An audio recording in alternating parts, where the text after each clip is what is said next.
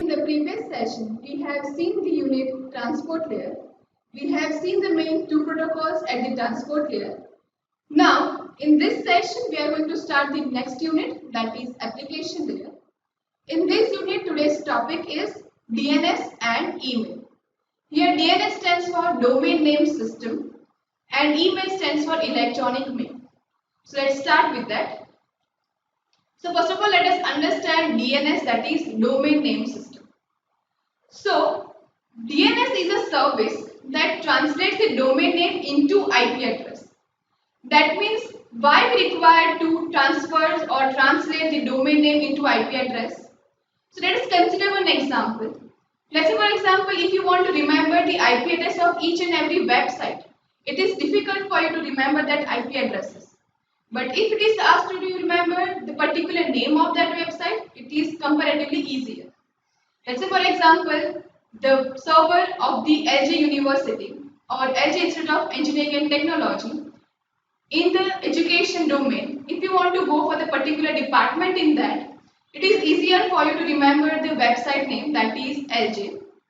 But if it is asked to remember the IP address of each and every servers in that, that means for particular department it is 192.168.101.1 and for some other department it is something else. It is quite difficult to remember all the IP addresses.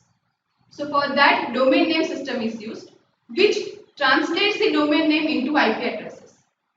So this allows the users of the networks to utilize user-friendly names when looking for other hosts instead of remembering the IP addresses. That means to remember the IP address is difficult, which is as compared to the names of that.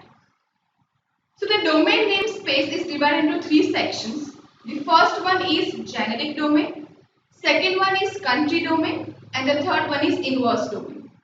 So generic domain names are divided into three sections: generic, country, and inverse domain. Generic domains are those domains which are same for any other countries.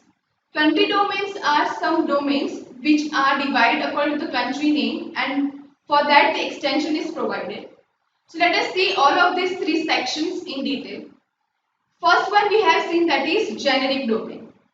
So if in some URL .com, .edu, .org, .net is there, these are called as the generic domain, which remains same, which remains general for all the countries, where .com indicates the commercial website, .edu indicates educational website, .org indicates non-profit organizations, .net indicates the similar to commercial, that is networking profiles. Next is country domain, that is for specific countries and they are different for different countries. Let's say, for example, we use .in for Indian websites, .us indicates the US domain websites, .uk indicates the UK domain websites. So this indicates the country domain. Next, third one is inverse domain. So if you want to know what is the domain name of the website, IP to domain name mapping is used. So here the role of inverse domain is there. That is reverse to that of general DNS. So here the architecture is indicated. This architecture indicates the three basic sections of DNS, that is domain name system or domain name server, inverse domain, generic domains and country domain. So here the hierarchical architecture is obtained to classify the categories according to department, then educational website or some particular generic domains, and after that the country domain or likewise. Now, this is the example of entire domain name system. The first one is the root level from which the other classifications are there. As you can see, .com, .edu, .gov, .int, .mil, .net, .org is there. So these all are the generic domains. After that, some specific domains are there. Here the example is indicated chal.atc.fhda.edu. This indicates that the main generic domain is edu. After that, in that edu domain, some department is there or some particular class or some particular semester is there. Let's say for example, if you are going in for the semester 7 results in some university. Let's say for example, you are going for the LG. So, semester 7 dot EC department dot edu dot lj dot in. So this entire indicates that it is for India domain. In that India domain, the subdomain is LJ. In that, the another subdomain is semester 7 or particular classes results. So these form the hierarchy of domain name server. Now, let us see the working of DNS. So, DNS is a client-server network communication protocol. It operates on the client-server model. That means client sends the request and server gives a response to that request. So, it operates on the client-server model.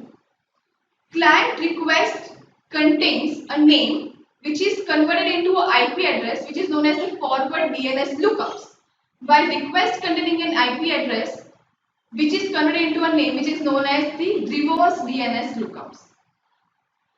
It is if a client like a web browser sends a request containing a host name, then a piece of software such as DNS resolver sends a request to the DNS server to obtain the IP address of a host name. This is how a DNS works on the internet platform. Now next let us consider the email, that is electronic mail. Now email is something we use widely nowadays to transfer the data, to exchange of the information. So this service allows an internet user to send a message in formatted manner, which is referred to as mail, to the other internet user in any part of the world. Now this email may transfer the data in terms of images or files or documents. So this is used to transfer the data on larger scale to any part of the world. If we consider the components of the email system, first one over here is UTA or as UA, which is called as the user agent. Next one is MTA, that is message transfer agent. Next, third one is mailbox, and the fourth one is spool file.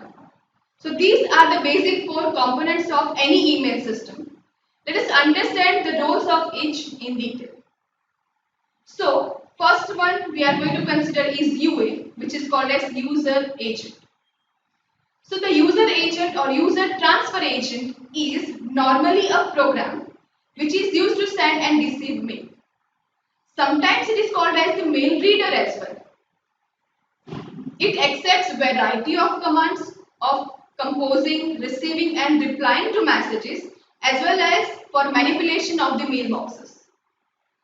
Next is MTA, that is message transfer agent. Message transfer agent, as the name suggests, is used for transferring the messages and is actually responsible for transfer of mail from one system to other. To send a mail, a system must have client MTA, that is client message transfer agent, and system MTA, that is system message transfer agent. So at the both sides, at client side and at the receiver side, both must have the MTA to access the email. The delivery from one MTA to another MTA is done by SMTP, which is called as Simple Mail Transfer Protocol. Next, third component is mailbox. So MTA is basically responsible for transfer from mail from one system to another. And here the mailbox is a file on the local drive to collect the mails. So delivered mails are present in this file. and the user can read it and delete it according to his or her requirement. To use the email system, each user must have a mailbox, and access to mailbox is only to owner of mailbox. So mailbox is again important component of email. Next one is spool file. So this file contains mails that are to be sent. User agent appends outgoing mails in this file using SMTP. MTA extracts pending mail from spool file for their delivery. Email allows one name and alias name to represent several different email addresses. That means you can have different email addresses for transferring the data, as you all are aware about that. It is known as mailing list. Whenever user have to send a message, system checks recipient's name against alias database. That means if the database has this particular name that matches with that, it sends the data or sends the email to that particular recipient. If it does not match with it, it does not transfer the data and it gives a notification of message failure or mail failure. Next, as you can see, this indicates the components of email from user A to user B. As you can see, the different users are connected by internet. Both must have UA, that is user agent. Then there is a spool file and mailboxes at both the sides to store the mails and to transfer the mails or delete or keep the emails for future purpose. Then there is a database to which the mail data or the recipient name is matched. If it is matched, the MTA, that is message transfer agent, transfers the data or email through the internet to the user B. So this indicates the process of transferring email from user A to user B. Now, let us see what are the basic services which is provided by email system. So first one is composition. Second one is transfer. Third one is reporting. Fourth one is displaying. And the fifth one is disposition. So these are the basic services which are provided by the email system. Let us see all these services means by what. So here the first one is composition. So composition refers to the process of creating messages and answers. Although any text editor can be used to the body of the message, the system itself can provide assistance with addressing and the numerous header fields attached to each message.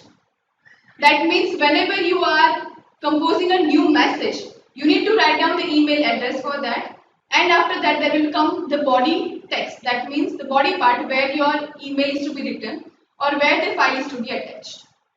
So here the composition refers to the composing a new message or new email where the address is to be mentioned. Next one is transfer. So transfer refers to moving messages from the originator to the recipient. In large part, this requires establishing a connection to the destination and some intermediate machine. So here, the transfer of email is called as a transfer process in the email system. Next one is reporting. Reporting has to do with telling the originator what happened to the message. Was it delivered? Was it rejected? Was it lost? Or was it delivered correctly? So reporting indicates to the user or through the composition or the user agent A that whether the data or email is received correctly or not, or it is lost on the data transfer side only. Next is displaying. Displaying incoming messages is needed so people can read their email. Sometimes conversation is required or a special viewer must be invoked. For example, if the message is PostScript file or digitized voice, simple conversation and formatting sometimes attempted as well. So displaying the message is very important at the receiver side. So whatever the data is sent is to be displayed correctly on the receiver side, which is a major component of email system. Next one is disposition. Disposition is the final step and it is concerned what recipient does with the message after receiving it. Possibilities are there that it deletes this after reading or before reading, it throws it away after reading as well, or it may save it. So it depends on the receiver what it does with the data received. So that is called as the disposition in email system. That means if the email is received at the receiver side, it may save the data, it may delete the data, it may read it and delete it. So this comes under the category of disposition of email. So these are the basic components of email systems. I hope that the DNS and email are clear to you now. These are the references. In the next section, we will see www, that is World Wide Web, and we will see the URL, that is Uniform Resource Locator, for indicating the or for accessing the World Wide Web. Thank you. Thank you for listening.